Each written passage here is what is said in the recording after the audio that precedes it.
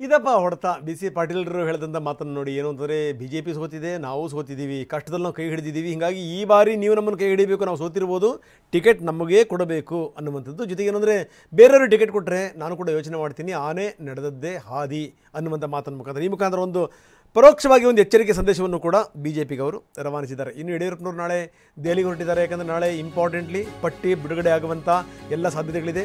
ಚುನಾವಣಾ ಸಭೆ ಇದೆ, ಅದಕ್ಕೋಸ್ಕರ ನಾನು ರಾಷ್ಟ್ರ ರಾಜಧಾನಿಗೆ ಹೋಗ್ತಾ ಇದ್ದೀನಿ. ಇದು BSY ಹೇಳಿರುವಂಥ ಮಾತು. ಶಿವಮೊಗ್ಗದಲ್ಲಿ ಯಡಿಯೂರಪ್ಪ ಮಾತಾಡಿದ್ರು. ಸಭೆಯಲ್ಲಿ ಪ್ರಧಾನಿ ಮೋದಿ ಇರ್ತಾರೆ, ಅಮಿತ್ ಶಾ ಇರ್ತಾರೆ, ನಡ್ಡಾ ಅವರು ಇರ್ತಾರೆ. ಈಗಾಗಲೇ ಬೇರೆ ಬೇರೆ ನಾಯಕರ ಜೊತೆಗೆ ಒಂದು ಸುತ್ತಿನ ಮಾತುಕತೆ ಆಗಿದೆ. ನಾಳೆ ಬಹುತೇಕ ಲಿಸ್ಟ್ ಫೈನಲ್ ಆಗುತ್ತೆ ಅಂತಾರೆ BSY. ನಾಳೆ ಡೆಲ್ಲಿಗೆ ಹೋಗ್ತಾ ಇದ್ದೀನಿ.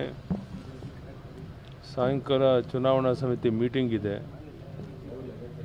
ಅದರಲ್ಲಿ ಪ್ರಧಾನಿಯವರು ಭಾಗವಹಿಸ್ತಾರೆ. ಮೊನ್ನೆ ಅಮಿತ್ ಶಾ ಜೊತೆ ನಡ್ಡಾ ಜೊತೆ ಒಂದು ಸುತ್ತು ಮಾತುಕತೆ ಆಗಿದೆ. ನಾಳೆ ಬಹುತೇಕ ಸ್ಪಷ್ಟ ಒಂದು ಚಿತ್ರ ಸಿಗಬಹುದು. ಅದಕ್ಕಾಗಿ ನಾನು ಡೆಲ್ಲಿಗೆ ಹೋಗ್ತೀನಿ. ಸರ್, ಮಂಡ್ಯ ಸೇರಿದಂತೆ ಬೇರೆ ಹಂಚಿಕೆ ಸರ್, ಮಂಡ್ಯ ಸೇರಿದಂತೆ ಬೇರೆ ಕ್ಷೇತ್ರಗಳ ಹಂಚಿಕೆ JDSನೊಂದಿಗೆ ಅದು ಯಾರ್ಯಾವುದನ್ನು JDS ಕೊಡ್ತಾರೆ ಅನ್ನೋದು ಸ್ಪಷ್ಟ ಇಲ್ಲ.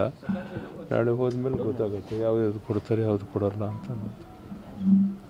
ವಾತಾವರಣ ತುಂಬ ಅನುಕೂಲ ಆಗಿದೆ.